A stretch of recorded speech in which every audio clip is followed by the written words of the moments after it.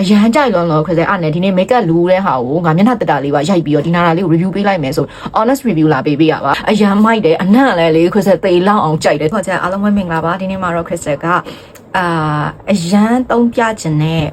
မျက်နှာသစ်ဆက်ပြလေးပေါ့နော်တကယ်တော့ခရစ်စဒီနေ့make up ပြင်မယ်ဆိုပြီးလောက်လိုက်တာကွာဒါပေမဲ့မျက်နှာသစ်ဆေးလေးကို review အရန်ပေးချင်တော့အဲ့ဒါနဲ့ခရစ်စမျက်နှာကလည်းမသက်ရသေးဘူးဆိုတော့မျက်နှာသစ်ဆေးလေးကို review ပေးမယ်ဘာလေးလဲသိချင်ကြလား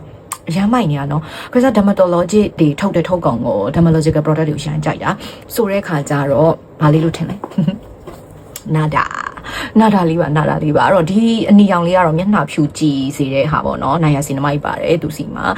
Derma Glow Gel Cleanser လို့ပြောရဲပေါ့နော်အဲ့တော့for dew skin and pigmentation skin ပေါ့နော်အဲ့တော့အသားဖြူကြည့်တဲ့သူတင်းတိတ်ရှိပြီးမျက်နှာမွဲ6နဲ့ဖြစ်နေတဲ့သူတွေဆိုလို့ရှိရင်ဒါလေးကိုရွေးပေါ့နော်ခက်စားတော့ဒါတစ်ခါတရံမှသုံးပြတယ်ပေါ့နော်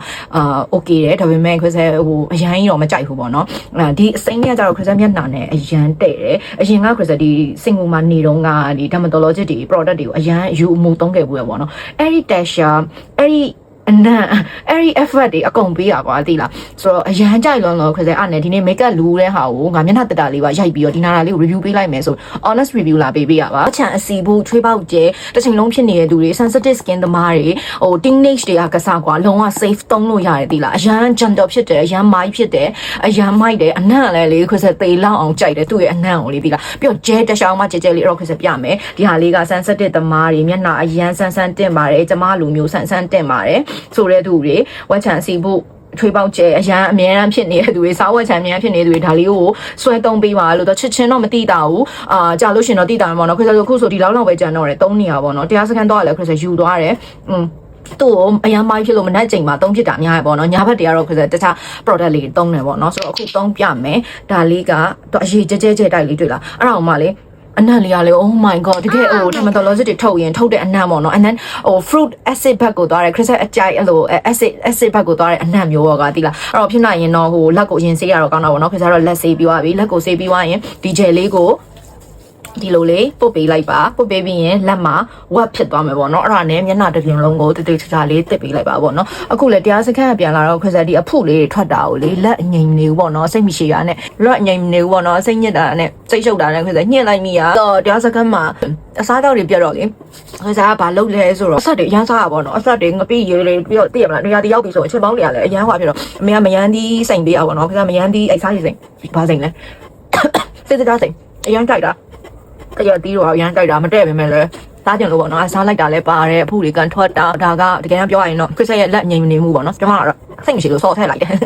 တော့ဒါလေးကိုသုံးပေးနေတာအဖူလေးဝက်ချန်လေးဆိုလဲထောက်မဖြစ်ဘူးဒီဘက်မျက်နှာဆိုရင်အရန်တိကြတယ်နော်တော့အစီဖို့ဝက်ချန်သမားချွေးပေါက်ကျဲသမားတွေတော့အရန် friendly ဖြစ်စေမဲ့ product ပါပြီးရင် teenage တွေသိရမလားကလေးတွေပေါ့ဝက်ချန်စားထွက်တဲ့အရေးတွေပါတယ်ဒါလေးကိုသုံးပေးရင်ရန်ကို safe ဖြစ်စေပြီးတော့အရွေးမမားစေတဲ့ product တစ်ခုဖြစ်မှာပေါ့နော်အဲ့ဒါရဲ့ဒီအစိမ်းလေး pore balance gel cleanser လေးကို strongly recommend လုပ်ခဲ့ပါတယ်ဆိုစိတ်ကြိုက်တက်ပြီးပြီဆိုရင်ခရစ်စတို့ကသူ့ကိုမျက်နှာလေးတက်ပေးမယ်ပေါ့နော်ရေဖွားလေးနဲ့တက်ပေးရတော့ပိုကောင်းတာပေါ့နော်ခစားကဗီဒီယိုရိုက်နေရင်လည်းပဲအခန်းထဲမှာတက်တာဖြစ်တဲ့အတွက်ကြောင့်ဒီလို face tower လေးနဲ့ရေရွှဲလေးယူပြီးတော့ပဲပထမတစ်ချိန်သုံးမယ်ပြီးရင်နောက်တစ်ချိန်သုံးမယ်ပေါ့နော်ကြုံတုံးလေး face tower ကိုသုံးရင်လည်းခစား recommend လုပ်ချင်တာလေဒီဘက်မှာအဖုလေးပါတယ်တွေ့လားအဲ့အဖုလေးတွေကိုလေမလို့အဲ့ဘက်ကမသုံးပါနဲ့ example very sensitive တမားတွေခစားလိုမျိုးအရေပြားပါတဲ့လူတွေဆိုလို့ရှိရင်ဒီအဖုလေးဘက်ကိုမသုံးနဲ့ make up ဖြတ်တာတော့ဘာလို့တစ်ခါတရံလောက်ပဲသုံးပေါ့နော်ဒီ soft ဖြစ်တဲ့ဘက်ကိုပဲအမြဲတမ်းသုံးစေချင်တယ်ပေါ့နော်အဲ့တော့အကြမ်း brand ခံတဲ့ skin တွေတော့မပြောဘူးနော်ခစားတို့လို super sensitive တမားတွေ and then ဘယ်လိုပြောလဲမျက်နှာအရေပြားရမ်းပါတွေးတော့မြင်နေရတဲ့လူတွေဆိုလို့ရှိရင်တော့ဒီ soft ဖြစ်တဲ့ဘက်ကိုပဲအများအားသုံးပြုစေချင်တယ်ပေါ့နော်ဒီ face tower လေးတွေကလည်းလေ crystal လိုမျက်နှာကိုရန်ဂယူဆိုင်တဲ့သူတွေအလှပေါက်ရန်ခုန်နေတဲ့သူတွေ skin ကိုအရန်မှဂယူဆိုင်တဲ့လူတွေဆိုဒီ face tower လေးတွေက crystal တို့တော့မရှိမှဖြစ်ပါနော်ဘယ်သွားကိုယူသွားအဲ့လိုမျိုးပေါ့နော်တရားစခန်းသွားလဲသူတို့ကမပါမဖြစ်ကျမတို့ဒါကမျက်နှာသစ်စေးပေါ့နော်အဲ့တော့မျက်နှာဖြူကြည့်ခြင်းနဲ့ဆိုရင်တော့ဒါကိုသုံးတင်းတိတ်သမိုင်းလည်းဒါကိုသုံးလို့ရတယ် watch chan sensitive သမိုင်းဆိုရင်တော့ဒီအစိမ်းရောင်လေးကိုသုံးပေးသူတို့နှစ်ခုလုံးကအဲ့လို dermatological